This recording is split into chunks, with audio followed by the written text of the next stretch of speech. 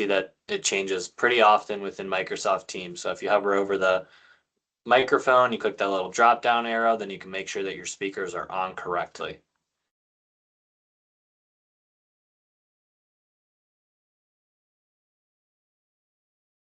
All right, I'm gonna let Audrey kick us off here. We're gonna do some quick intros and then we will get going. So Audrey, I'll let you introduce yourself and then we'll jump back to me and I'll let you get started.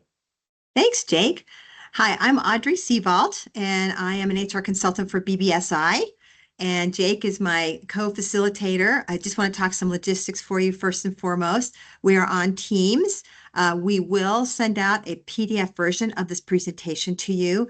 And if you want some tools and forms at any point, I would be happy to email those to you directly. I have so many forms and tools for you. So I don't want to just send out people all kinds of documents they don't need. So that's what we'll do. And then if you have questions, please put them in the chat or Q&A. Would it be the Q&A or the chat, Jake, where you want to go? We can do either or, whatever people Okay. prefer. I'll be monitoring both and I'll make sure to slow us down throughout the conversation so that we address Awesome. every question that people have. Okay, good. Yeah, so we'll get those questions answered. We got a lot to cover today about the world of any legal update. I do want to emphasize first and foremost that I am not an attorney. I am actually an HR geek. And if you do need legal advice, I do have a terrific attorney buddy that I could send you to if you need direct legal help. But my intent here during this presentation and Lakeside's intent is to educate the business community on all the changes in employment law that's happened since 2025. So let's go ahead and get started. And we'll speed up. And if you have questions, don't hesitate to ask through the chat. What we're going to cover today is some of these laws have been around a while. So we'll talk a little bit about some updates and reminders. So we'll talk about family. We'll talk about American with Disabilities Act accommodations. That's a common issue that pops up where employers don't know what to do. Of course, we'll have updates on wage and hour. We'll give you a little bit of an update on equal pay for equal work. It's one of those hidden dragons that can come and bite you if you're not paying attention. There's a lot of questions about non-competes. We'll talk about that. We'll also give you an ongoing reminder about workplace discrimination. If you've watched the news, there's a lot of discussion about ICE coming in and raiding workplaces. So we do want to talk about making sure that I-9s that employers are expected to keep are pristine, and we'll give you some tips on that. We'll also update you on Secure Act 2.0, which centers around 401k, 403bs, and some other retirement accounts. We'll talk about those changes. And one little nuance is we're going to talk about is AI. How do companies handle use of AI and still protect themselves? We'll talk a little bit about that as well. All right, without further ado, let's start with family. So family, started back a couple years ago. We've had benefits paid out. And as you can see here, the family agency has been highly utilized. They have had most of their medical leaves are tied to people who need to go on leave for themselves, but you can see here that they have parental bonding. That's been quite widely used. And then you have other leaves. I think, medical leave for a family member is also very popular. So, quite a lot of utilization. This was as of January 7th or last week. They've had a total since 2024 of 379,000 claims. Most claims on average are lasting about 50 days. And their average weekly payment is around $908. So they've paid over $1.4 billion in benefits to Colorado residents since the program was enacted. They're still completely solvent. They have plenty of money, and that's good news for the agency. Let's do a quick reminder now of what qualifies an employee for family. You probably know this, but I want to just make sure everybody understands it. It's caring for a child who's been born, adopted, or foster care placement, caring for a family member who has a health condition, caring for your own serious health condition, making arrangements for military deployment for a family member, and obtaining safe housing. Though nothing has really changed there. So, that's just an FYI for you to know. And then we have some other new news about taxes. So when it first came out, the employer and employee paid 0.9% in taxes through December 31st, 2025. So Colorado employees paid 0.45, and if employers had over 10 employees, they paid 0.45. and the cap for the taxes was about 176,000 annually. In 2026, it's gone down 2.88%, where Colorado employees will now pay 0.44, employers with 10 or more employees pay 0.44, and we don't know what the pay cap is yet. It hasn't come out yet from the agency. Now, while they're on leave, there's, how much do employees get paid? I usually say go to the benefits calculator. Our family has a wonderful little benefits calculator. You don't have to, please don't give employees advice on how much you think they'll get paid. It's better for them to do it themselves. But the way they calculate the benefits is they look at an individual's average wage and what they consider the state average wage. And so in 2025, that was about $1,500.94. And the maximum weekly amount was about $1,381. So that's the max you could get from a benefit perspective. And then if someone made less than $767 on average each week, they might get 90% of their wages in leave, which is pretty amazing. And then, of course, the rest of the average worker rate would be at 50%. So most highly compensated people do not get very much from family. It's mostly for people who have less compensation. Of course, there's a new addition to who qualifies for family leave, and that's for the NICU unit. So if there's a baby that's in NICU, then a parent can have an additional 12 weeks. That's new from 2025. And then, of course, there's a process that employees have to follow. If you don't know what's going on with the claim and would like to know, the state also rolled out an HR benefits dashboard, which I think is really awesome because then you can see in real time when the agency said the employee's benefits start, the status of the claim, is it processed, and you can actually have 2 benefits administrators and 6 viewers. And if you want more information about that tool, there's a link on the presentation you can go right to find out more. I think it's a great tool to add greater transparency to what's going on with your employees when they go on family leave. And then in January 2025, when we rolled out PFML, they also added an annual maintenance fee, and Lakeside found their own little bill as well. That's how we found out about it. It's really, we looked into that, and that's the cost for the agency to administer PFML plans, or PFML stands for Private Family Medical Leave. And then if you change your PFML, it could increase your annual maintenance fee. This is where you talk to your broker about the pros and cons of doing that. But most of my clients that have PFML have not changed it. They're very satisfied with what it offers. All right. And then, there's also the worry about retaliation. And we talked about this quite a bit when we rolled out the family presentation. What does retaliation look like? You can see here listed here, lots of these reasons, and very typically it could be that a manager, who may not know anything about regulations, may go after an employee as a performance issue right after they file for a family leave request. Well, the state is getting much more aggressive with regard to retaliation. And that little button down there on the lower right-hand corner is an actual button for the website that gives employees easy access to the agency to say, I've been retaliated against by my employer. And what's bad about this situation is you have to prove you did not, as the employer, violate the law by doing anything to the employee after they file the family claim. So it's one of those things to be really careful with, is if someone files a claim, you got to be careful with any adverse employment action after they file the claim. Yeah, and All just right, to kind of wrap up on the family stuff for everybody, Audrey, as you kind of mentioned, at Lakeside, we provide private Colorado family plans that provides lower rates. So this year, I moved some people away from the state plan, which is that 0.88 rate. Thankfully, it went down from 0.9 to 0.88. But with the private plan, we're seeing rates as low as 0.5, 0.6, 0.7. And as the employer, you're then saving a decent amount of money. You can save money for the employees as well. And now you're on a private plan rather than having to deal with the state. So there are alternate options rather than having to deal with that. And if you are in a retaliation situation, make sure that you have employment practices liability insurance. If you don't have that insurance policy, it's not very expensive. It's usually costs about $100 to $200 per employee per year. And that policy can protect you from wrongful terminations, retaliation, making sure that you're doing your fiduciary responsibilities, which jumps into a little bit of directors and officers. But if your insurance agent isn't talking to you about these things, are they really an insurance agent? Or are they a risk manager? What's the differentiator? So we'll kind of touch on that a little bit more, but I know that a lot of you have joined on before or maybe new here, but Audrey is a pro. We partner with BBSI, and what she's providing today is very, very important.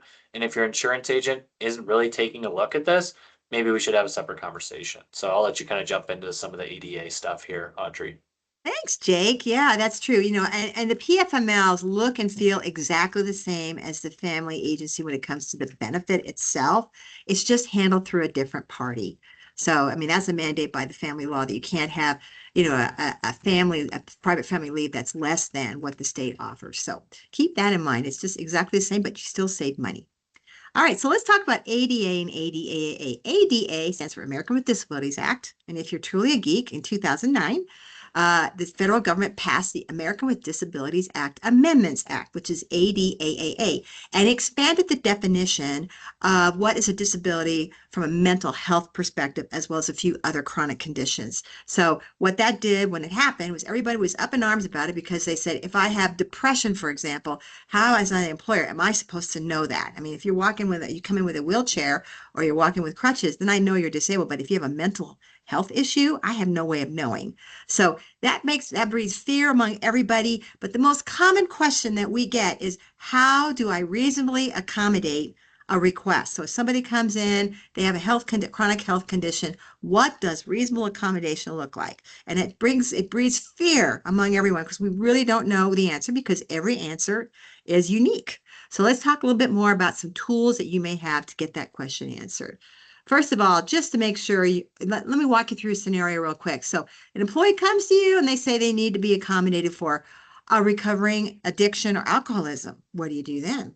Did you know that that is covered under the ADA and ADAA, or a serious chronic illness or even a disability? They come to you, they say, I need to be accommodated. And do you know what to say? Probably not. So what do? Well, there's a lot of options out there, but you have to make sure it's carefully documented per the law that you're having a conversation with the employee that is reasonable and professional, with the focus being, can you accommodate them? And this, first of all, the definition of a disability is it's an impairment that limits one or more major life activities. So it could be walking, it could be eating. I mean, what is a major life activity? And that's open to interpretation as well. But it's something that prevents someone from living their life the way everyone else does. And a reasonable accommodation is where you change the work, the job, even some of the tasks that allows a qualified individual to do a job. So what's really important here is that you have a job description that adds a listing of essential responsibilities, because essential responsibilities, that's a legal term, says in order for you to do this job, you must do these tasks. So for example, if I'm a customer service rep and I answer the phone all day long, an essential responsibility could be that I have to answer the phone. And in order for me to answer the phone, I have to be able to communicate on the phone. If I'm deaf, that's a challenge. And it's not impossible, but that ends up being, it's somewhat difficult for me as an employee to do if I can't hear a customer on the other end. There are lots of tools now that can accommodate that, but that's an example of how important you know what the essential responsibility is and what you have to do. So job descriptions are important here. I know they're good for onboarding employees. They're also important for another law I'll tell you about in a little bit. But if you don't have them, I've got a template for you, and I have a library. I'd be happy to share job descriptions if you need them. And my ask of you is to have them. You should really have them to protect yourselves from a couple of laws, including ADA and ADAA. There's also a resource that's really awesome. I've checked it out myself. It has some tools that help you with what reasonable accommodation looks like. And I also have some checklists as well. But what you want to do is walk through a very pragmatic discussion with the employee about what they can and can't do, and you document it very carefully. And then you do some careful consideration. Can there be technology that can help them? Usually it's hours, like, can I work from home? Is a common one. And the answer is that reasonable? And you have to come up with an answer to that question. So that's when you need some help. I mean, honest to goodness, if you run into that and you're not really sure, that's when you need to get some help from someone, either an employment attorney or an HR consultant, to help answer those questions. But this is a great resource that you can get on your own and get some answers. Okay. Any questions so far, Jake? No questions so far, so we'll keep moving along. I know wage and All hour right. is definitely going to bring some questions Oh, up, though. so exciting. This is the one that makes everybody mad because every year it goes up, right? And it's more complicated.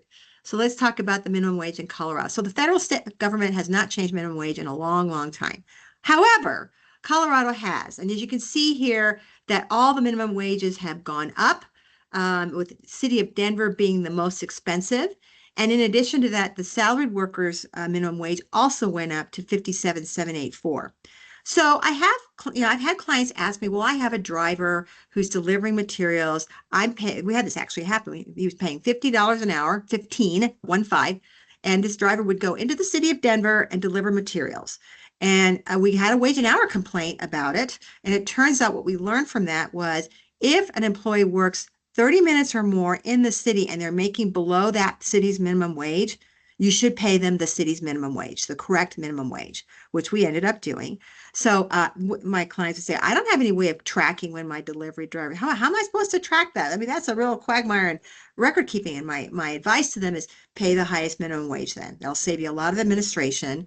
But if you want to, if you can, just if they go around driving through city to city in this part of town, might be best to pay them the highest minimum wage, and then you don't have to worry.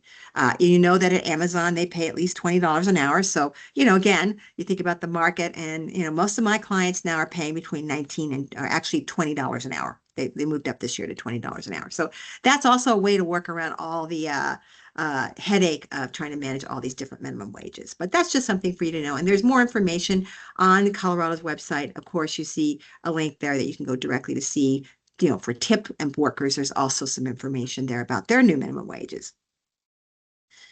And then, of course, there's wage, if you call wage order 39, the state opted not to call it anything but wage order.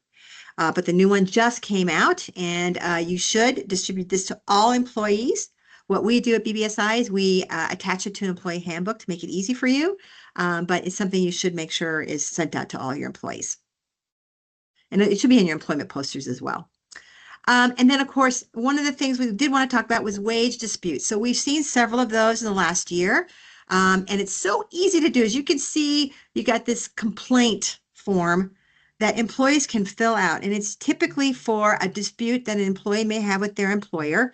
It could be, and the most common ones are, I didn't get my paid breaks, or you didn't pay me for my breaks that I skipped. I didn't get my lunches, or I didn't get my overtime. And what the state does is if they receive a complaint, and it's up to the employee and the agency, but typically the agency will send the employer a letter saying, hey, we've got this wage complaint. We want you to explain yourself. And these letters are 20 pages long, and they put all the laws in there. I mean, they're pretty hefty things to respond to. And my advice to you is you get one of those wage complaints from the city or state, I would get an employment attorney to do a legal response. That being said, what's important here is that we have seen where if record keeping is done well and you work with the employee to work through the dispute, chances are nothing bad will happen. So we had one client where with that driver, that dispute, they said, I should have been paid minimum wage for Denver. So we worked it out. We figured out a way. It was a few $100 more. So we paid him the extra money we owed him. He was fine. And the whole issue was closed up. However, we had also one client who fought the whole thing. He didn't believe the employee deserved. He claimed he didn't get his breaks. And he said he doesn't deserve, he wanted a $5,000 back pay. And he said he doesn't deserve it. He doesn't deserve any of that. He's a horrible employee. And in looking at his record keeping, he did not have any timesheets. So the agency made him respond. He responded, I didn't do anything wrong, and I'm not going to work with the employee, and I'm taking my stand. And they ended up finding that employee that employer with back pay and fines about $15,000. And so it's a hard pill to swallow. And both the city and state agencies are not nice to employers. They assume that you're guilty. And so your job is to prove that you didn't do anything wrong. And that the bar is high. That's why I always advise to get an employment attorney involved if you have any of these disputes show up. And Audrey, I know we don't have a question, but I think we typically get asked this, or it's typically talked about. Let's say that I'm a salaried employee and maybe my boss makes me feel uncomfortable about the length of lunch that I take, even though I'm only taking about 20 to 30 minutes. Maybe I'm somebody that comes into work a little bit early, or maybe has to leave work early as well because I have kids that I have to pick up from school, or I have to be somewhere because I'm a coach. What does that kind of look like? And is there possibly coverage for that? Or should the state defend you? I mean, again, these are kind of he said, she said, but I know it happens every day in businesses. And it's just that uncomfort feeling as an employee where you might not really know what is law and what should be covered for you. Well, with salaried workers, and that's a whole little topic of its own. Salaried workers are paid for the work that they do, not the time they come in. And sometimes there's some nuances to this. So sometimes companies need to have these salaried workers be at a certain place, like even the office, by a certain time to answer the phone or, do some work with the team. That's perfectly acceptable to say that. What's not acceptable is to say to a salaried worker, hey, I saw you here till 4:30 and you were supposed to be here till 5. Why did you leave early? Or they get fixated on how long was your lunch? Or they get fixated on, you're taking way too many smoke breaks. And that's when you're starting to treat the employee like an hourly worker. All right. So if you talk a lot about hours to the point where you're tracking it or they're tracking their minds, and that conversation centers around how many hours did you work that day, how many breaks, how many lunches, you're talking to the employee like an hourly worker, which is dangerous because if they file a complaint or wage dispute, they can say that you treated them like an hourly worker, therefore you owe them overtime Wow. and missed breaks. So I would always I always advise people to be super careful how you have those conversations with your salaried workers. Focus on the work to be done. And, if you do need to have, there's legitimate reasons to have them someplace at a certain time, totally fine. But do not get fixated on how many hours they worked, if they worked enough hours, because if I'm not working enough hours, I'm probably not doing my job. And that becomes a performance issue. Okay. And that's how it should be addressed. So I would be careful. But back Yeah, to non-exempt or hourly employees. I want to talk to this a bit, all the please. timekeeping. So one of the things we learned from this client who got fined heavily was he put in hours, employee hours on it was like a work order. So on the bottom, we'd say Audrey, 8 hours, Emily, 8 hours, Joe, 8 hours, Jake, 8 hours. And that was that, right? Is that record keeping? Not to the agency. As you can see on this slide, this is the gold standard. And by the way, very old fashioned, right? So if I'm an hourly worker, I should punch in, I should punch out for lunch, punch back in from lunch, and punch out for the day. And ideally, I get to review my timesheet. I get to see if it's good enough. I can sign on the bottom, say, yep, that's accurate. My supervisor looks at it. They say, yep, that's accurate. That is ideal. That's what we want. However, we all know how this works. It's really hard to do. Now, there are great timekeeping systems that help you with this, as well as some good oversight. So, you have some strong policies. I've had a lot of people, the biggest complaint I heard from people who said, my employees, they're out in the field. I can't tell them when to take their breaks. Well, you can remind them they have to take their breaks, and you have to be nice about it and say, if you don't take your break, we will pay you an additional 10 minutes per the law. All right. So you just want to make them very aware of what they're supposed to do as workers so that they understand that ideally you want them to punch in, punch out, punch in, punch out for the day. That's really the best case scenario. So that's my advice to you in a nutshell. If you have more questions about that, let me know. Yeah, and I think BBSI especially, you guys have a great tool to track this online, so you're not having to do Mhm. everything by paper or by Excel spreadsheets. Right. So yeah, again, Yep. reach out to partners, find different ways to get creative. We all have phones, cell phones where you can do this now, Mhm. so it's a lot easier now than it used to be. But that's also a reason why somebody may try to sue you because it is so much easier now. So why aren't you tracking these things and making sure that my hours are correct? So I'm going to let you kind of touch on some equal pay for equal work, which is definitely something I've been reading a lot about in the news recently. Yeah. Okay. Before we go there, I do want to say that the online apps for timekeeping are terrific and they're completely legal. But if somebody says, I didn't get my break, you should have a very professional answer to that of then I will pay you 10 minutes. Please take your breaks going forward. And if they choose not to take their breaks, that becomes a performance issue. All right. So I would just say timekeeping is fine if it's done through technology. Just make sure you have some strong policies in place to make sure employees understand they must comply with the law if they're hourly workers. On to the exciting topic of equal pay for equal work. All right, so this was back in 2021. Let's go back in time. This mandated more transparency pay practices throughout the state of Colorado. You might have heard some big brouhaha in the news about how some companies were refusing to post jobs in Colorado because of this law.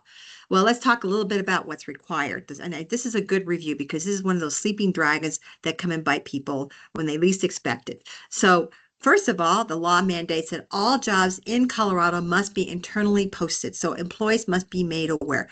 And before I go any further, do you know why this is so important? Jake, do you know why equal pay for equal work is so important to the Well, legislature? I mean, it's so important because we have males, we have females that are being offered the same job and they're being given completely different pay. And so we all need to be treated equally, but also why we must be posting the job is Uh-huh. I've been seeing companies posting a range so that it shows you what you can actually make if you're applying for the job. I mean, Yeah. from a business standpoint, it should hopefully save people time rather than Mhm. applying for jobs that they don't want to actually get because of the pay. But I guess I don't know the true answer that you're looking The for. reason, well, and I lived it as an HR professional in large corporations. I saw firsthand that the average pay a woman made was about 70% of what a man made for the same job. It's a standard practice.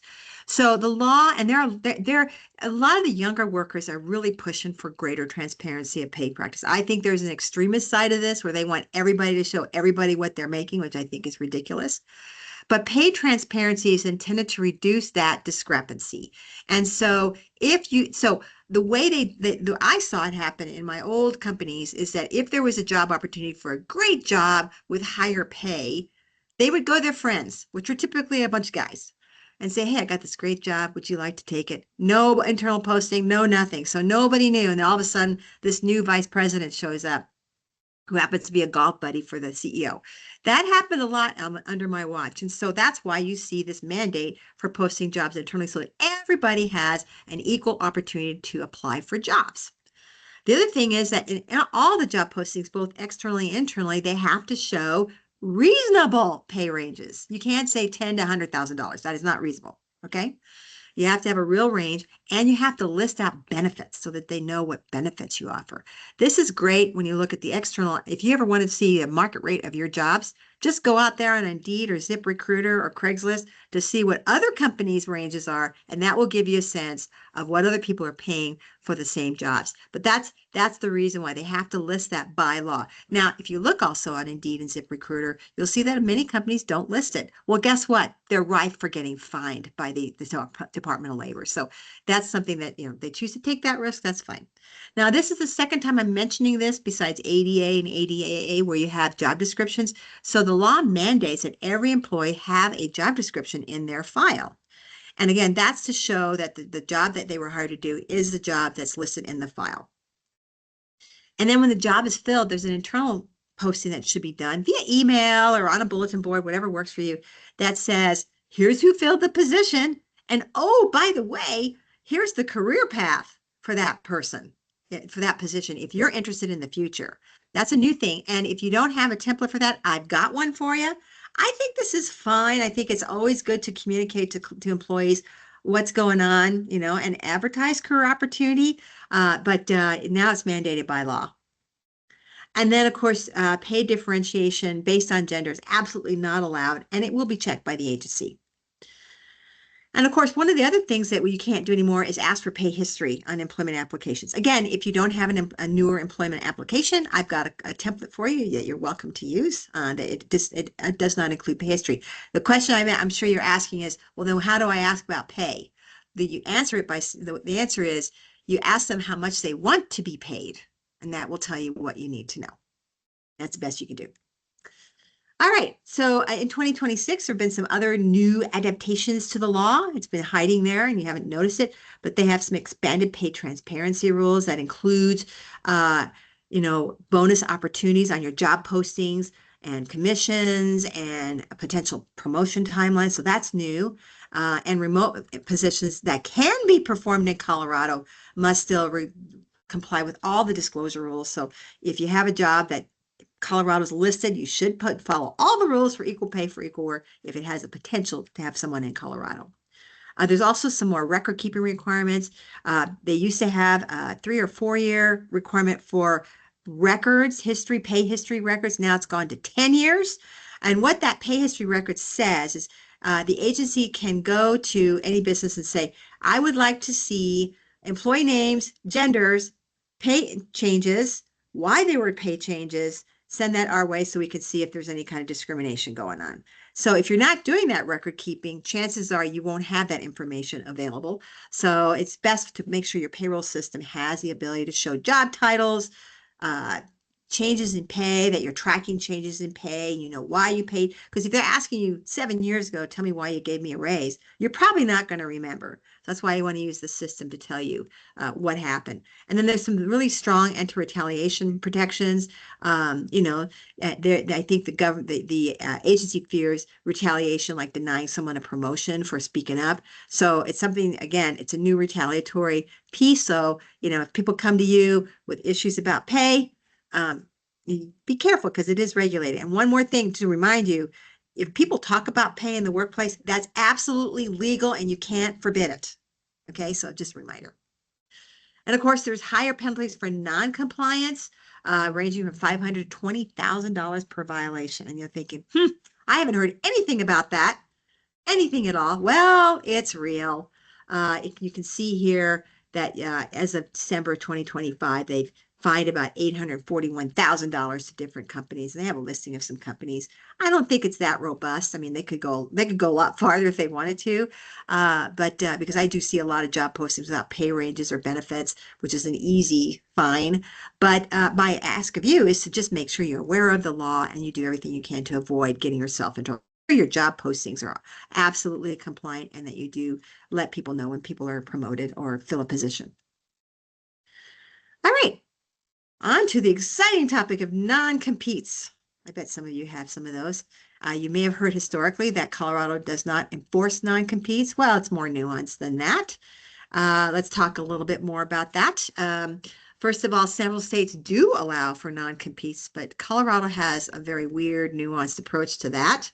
You know, the threshold is you can't have a non-compete for anyone making less than 130,014. All right.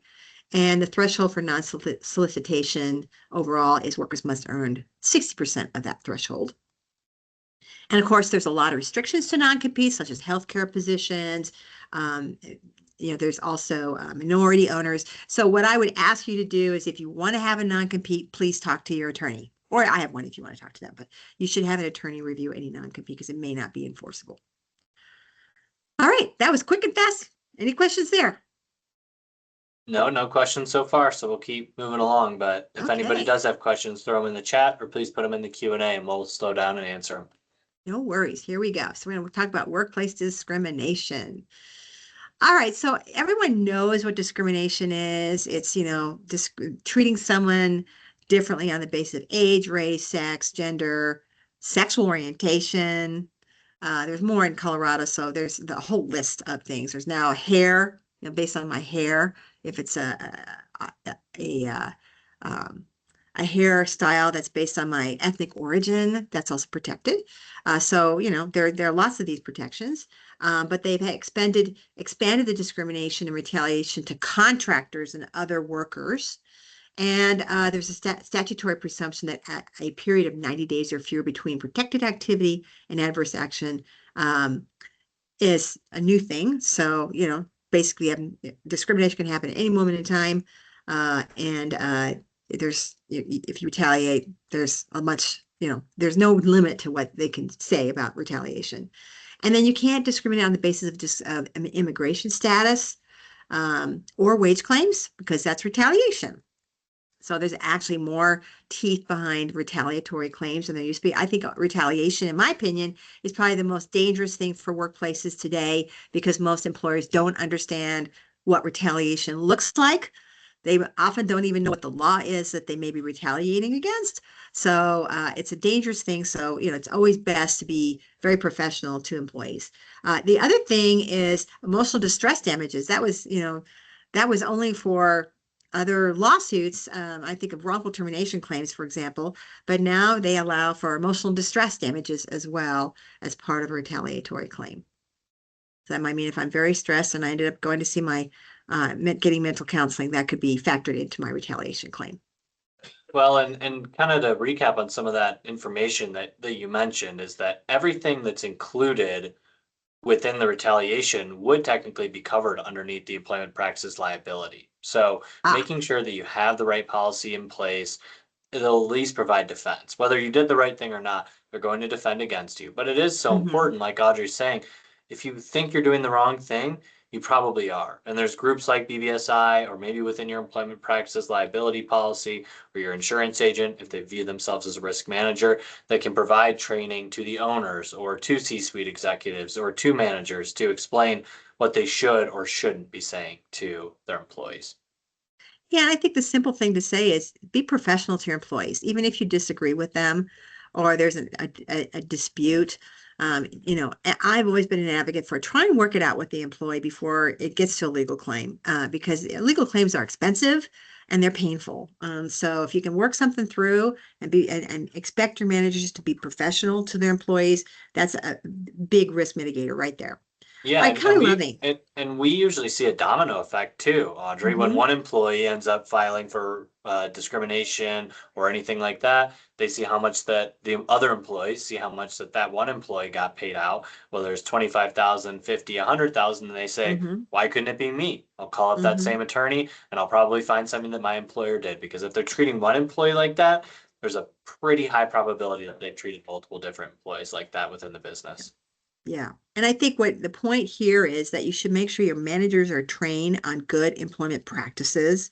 And if they're negative and they're going after employees for a variety of reasons or very toxic individuals, that's a risk for the organization and it needs to be addressed because it can cost the company a lot of money and disruption. All right, so Kelly Loving Act. This was enacted it'll be effective this year in 2026, and it offers this is Colorado, stronger protections for transgender and gender diverse individuals. And it includes an expanded definition of gender expression. And what that means is, you as an employer, you can insist on calling them something other than what they want to be called in terms of gender. And I think the toughest one is they, them, but you have to try. But if you choose not to, that could be construed as a retaliation or a discrimination. There's also employment protections under the Colorado Anti-Discrimination Agency, or CATA, and inclusive rights have been affirmed again because we know that there's been a lot of discussion throughout the country about transgender rights, actually in the Supreme Court as we speak. Colorado is taking a very strong position on transgender. And then the only exemption would be religious organizations unless they receive public funding, they don't have to follow the Kelly Loving Act. So very strong law about transgender rights. All right, so we're going to move on to another great topic that's in the news, ICE. And we'll focus on the Form I-9. So I am going to assume that all of you use the I-9 form whenever you hire employees. I would also bet you money that you're doing it wrong. In 95% of the cases, you're probably doing it wrong because that form is a bear to fill out. And usually it's almost like a gotcha form. You can always get in trouble. So the first thing I want to talk about is the Form I-9. The biggest problem, we've done several audits at BBSI of clients I-9s. And like I said, the error rate is between 80 and 95% on a form. And so one of the biggest problems that forms have is that the dates are all wrong. So, the mandate is that if I'm hired, you have 3 days to complete an I-9, 3 business days. If you do it any other way, it's considered to be breaking the law. So it can be completed before or on the employee's first day of work. But one of the things you can't do is send an I-9 with an offer letter. Jake, do you know why you can't do that? I'm putting you on the spot. Why you can't send an I-9 with an offer letter would be Yeah. to make sure that they're technically a legal citizen in the US. Yeah, well, if you look at the form, it asks for your age, it asks for your social security number, it asks for your, Hmm.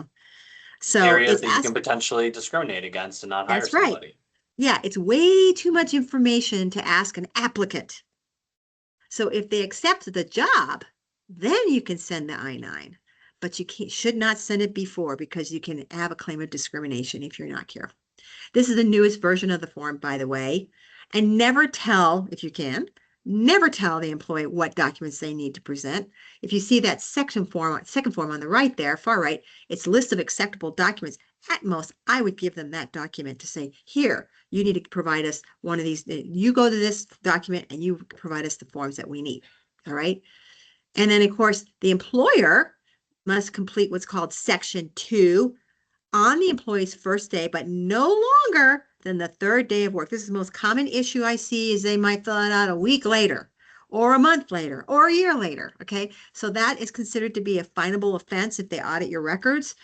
So, it's something to be careful with. Now, the ICE does offer, or the USCIS agency does offer training on how to fill out an I-9. They have webinars. So there's a link there that if you want to go ahead and learn how to do it right, there it is. And it's hard because these forms constantly change. So we never do it right because they're not only are they changing all the time, but they're hard to understand. So with that in mind, I'm going to show you some pointers on what to remember, where I see the most common errors. First of all, if you can see section 1, this is one that, whoops, I got to go back. The employee fills out this first section here, and you don't do it, they do. All right. And what they have to make sure they do is, we see where it's highlighted on that red, that's usually where the error is. And the employee completes section 1. It's got to be the actual date they completed that section, not one that you put in, not one that they asked you to put in. It's that date. They also have to check in the middle there, it says check one of the following boxes to attest your citizenship or immigration status. They have to check one of those 4 boxes. And if it's box 3 or 4, they got to add some information into those boxes. Again, a common error when they don't do it. And they have to sign it as well. A common error I see under today's date is they put their birth date on there, which is not right. They got to put today's date. And then for the second section, that's the section you would fill out. This is the section that tells the government which IDs they provided you. Was it a green card? Was it a passport? Was it a driver's license? Was it a social security card? So this section you have to fill out and make sure you look at that listing of IDs, if you don't know, that I showed you just a couple slides ago, to show you which ones have to be, what column, list A, list B, or list C has to be filled out. Again, common error that I see is that where it says first day of employment, a lot of times people forget to put that first date of employment. That's a problem. And then the date that the employer reviewed the documents and signed should be within 3 days of that hire date above. Otherwise, it's considered a violation. Don't forget to add the address and your company name, and you can make this into a template for yourself if you want to do it every time. I also have a link here to the actual newest version of the I-9, and these have been changing every 18 months. For a while, that was around for years, so we're just going to keep a close eye on that. We'll let everyone know as we learn what new I-9s there are. So one more thing about the I-9, rehires. That's typically what biggest mistake is, that clients or employers have rehires fill out a brand new I-9. That is not necessary. If the employees were gone less than 3 years from when the first form was completed, there's a re-verification section. All right, it's called Supplement B. It's one of the pages on the I-9, and you're going to use that. Also, if someone's authorization to work expires. So not only for rehires, but if I have a foreign passport with I-2744, something, one of those forms from the immigration authority, and it says it expires in the end of 2026, you're obligated to, 1, track that. And then when it expires, you give them upfront notice. You need to go get another one. If you don't get it, you're going to have to be terminated. So make sure you keep track of those types of authorizations. There's not many of those, but if you have a lot of workers with green cards and foreign passports, you may want to have a process that tracks all those authorizations that you do have to get re-verified. And of course, if there are legal name changes as well, you can use Supplement B. And of course, my favorite manual as a geek is the M274. This is the from USCIS, offers you everything you ever wanted to know about I-9s and the IDs. And they have every version of an ID. You don't know what to look for. It's all there. You can see it, and it tells you exactly what to do with the IDs. And of course, I've seen a lot of companies use Spanish I-9s. They give that to Spanish-speaking only employees. You cannot do that as well. That is only for your Spanish-speaking employees to use for, if they don't speak English well, they have to still fill out the English I-9, but you can have that Spanish I-9 there so they can see what they're filling out. But they can't fill out this, and I think this is ironic. You can see in this snapshot here, there are fields that make it look like they can fill it out. This is actually from the agency. So I can see why it's so confusing. It should be a non-fillable form, but they made it fillable for whatever reason, but they still feel pretty strongly about using English I-9s for everything you have. All right, so use them only for reference, and all employees must fill out the English version. All right, so here's a new situation. What happens if an ICE agent or a group of ICE agents come to your door and say, I need to come into your facility? Most often we're finding that people don't know what to do. So our advice to you is that you make sure that you create a written response plan that managers are prepared for, because ICE will not tolerate resistance.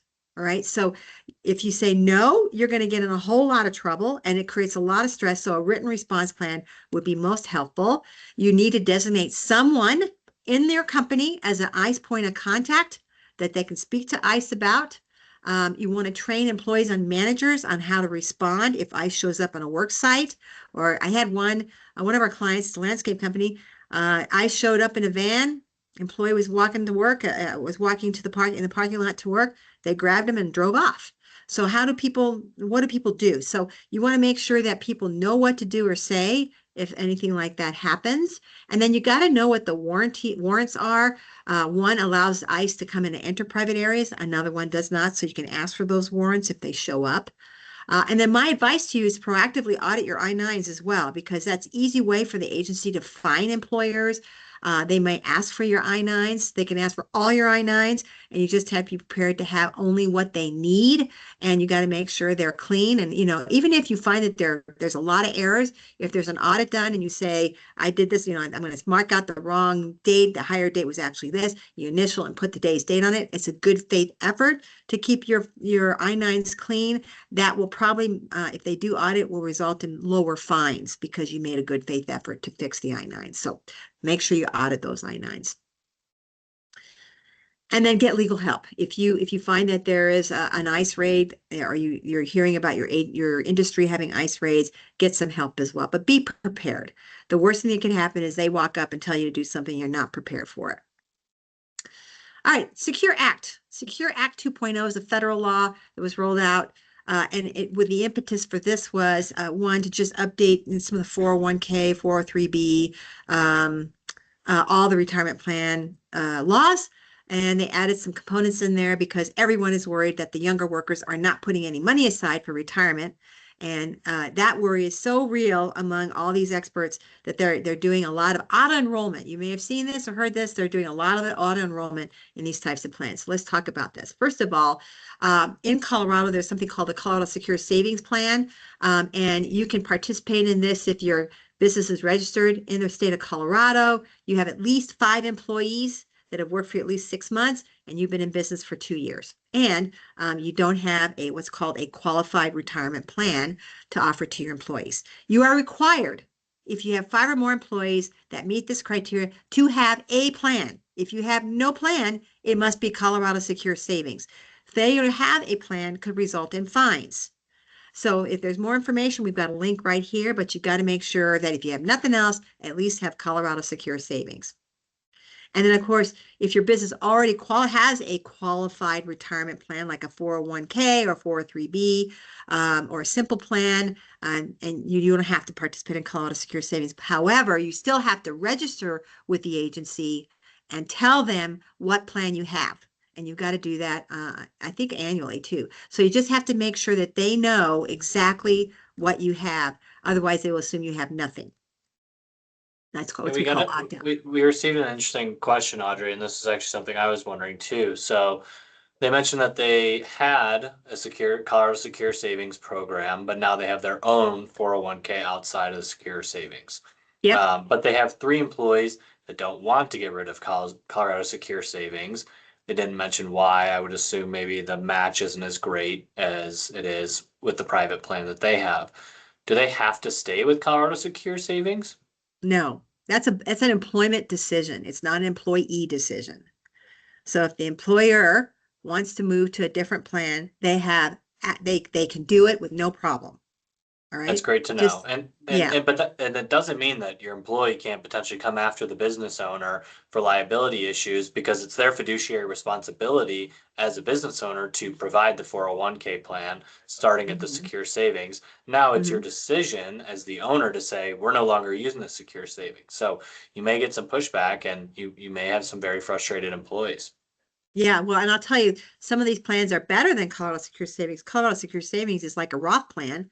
And if I get a 401k, I can use pre-tax deductions, which is really good. It's better than a Roth plan for many employees. So, it's really up to the employee if they want to participate in the 401k or not. That's their call. It's not the employer. So if the employer wants to move into a better plan, they have the freedom to do so. They just have to notify the agency after they've moved over with a plan document to show that they are participating in a qualified plan. Perfect. All Thank right, you, so Audrey. you're welcome. As for federal law, there's an auto enroll feature now. So if you haven't established a 401k or any of these retirement plans, now, if you do, employees must auto enroll. And the only way they're going to unauto enroll is on their own. You can't do it for them. So they have to be automatically enrolled at 3%, and it will go up every year. And then employees have to opt out. You can't do a payroll deduction. You can't refund. They have to go through the plan. I know it really ticks off employees, but you can say to them, that is the law. I have no choice but to follow the law. And of course, it increases 1% each year. And it goes up to 10%, but no more than 15%. So this is a new feature, but and employees can opt out. They just have to do it themselves. You can't do it for them. All right. And so if you have questions about that, contact your administrator for questions. And employees have questions as well. They can contact the administrator too. And then starting in 2026, some of the new nuances of the Secure Act are mandatory Roth catch-up for high earners. So for high earners that own or earn over 145,000 have some new restrictions with regard to Roth. And then there's a paper statement requirement as well, that they have to get a statement once a year. Okay. And as you notice, high earners cannot make catch-up contributions at all if it doesn't offer Roth. That's a new thing. So by the way, if your 401k doesn't offer Roth, the workers that are over 50 can't do a catch-up contribution. All right, and then of course you have a plan amendment deadline where they can update their plan document to reflect the new Secure Act changes by December 31st, 2026, but you have to have it in place now. All right. And then of course the limits, this is always a big question that people have. The limits went up to 24,500 for 2026. Catch up for 50 plus is 8,000. And for super catch up, it's now 11,250 for this year. All right. Okay, last thing, AI. I have 5 whole minutes to talk about AI. I know is wonderful. I've heard my colleague and I have gone to lots of conferences, HR conferences that talk about AI and some of the new problems that are popping up with AI. So I'm going to talk a little bit about that because I know it's a wonderful tool, but if you're not managing it within your employee population, you could be setting yourself up for risk. So let's talk a little bit more about that. Now, the benefits, of course, are that great AI can increase productivity, some of the functionality of your tools. You may already be having some tools that do this for you. It saves money. It may make your processes more efficient. AI can solve problems.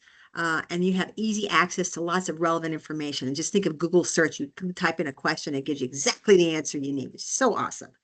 And it also can automate all those tedious processes that we all hate. All right.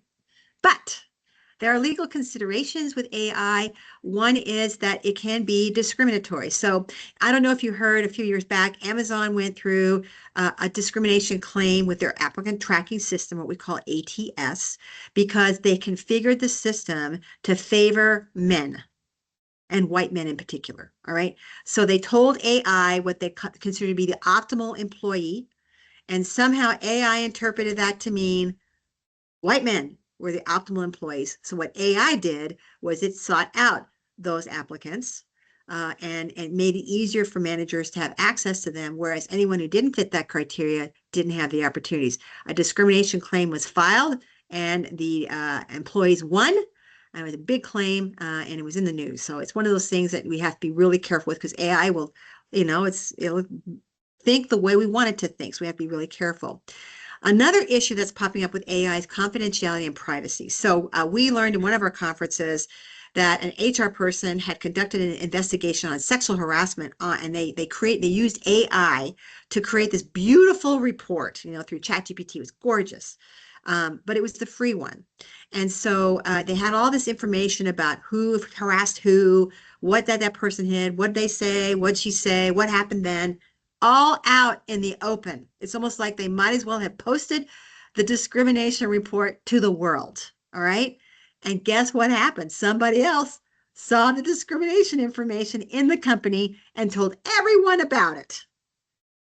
So that's the danger, and that's a new danger that we had not realized. So what we've heard from the experts is to make sure that you really value proprietary information, confidential information, employee information. Don't use the free systems. Use a paid-for AI system to protect your information. There are also copyright issues that we haven't worked out yet. A lot of the writing industries are commenting about AI. So there's a lot of things. AI is evolving faster than businesses are responding, and the world, because it's just learning so fast.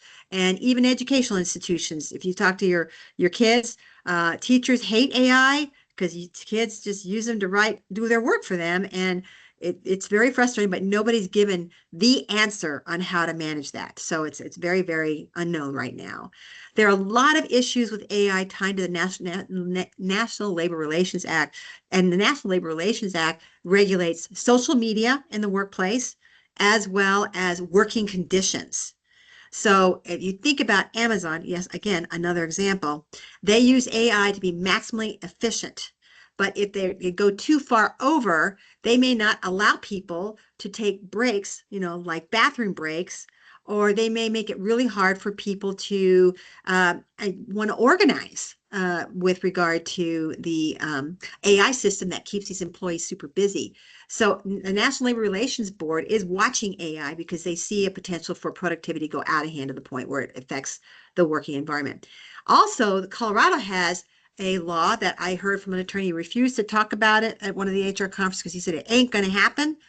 That was in September. I'm telling you, it's still real. It's still potentially real. It's called SB 24-205. It's slated to take effect in June, and it bans AI-driven discrimination.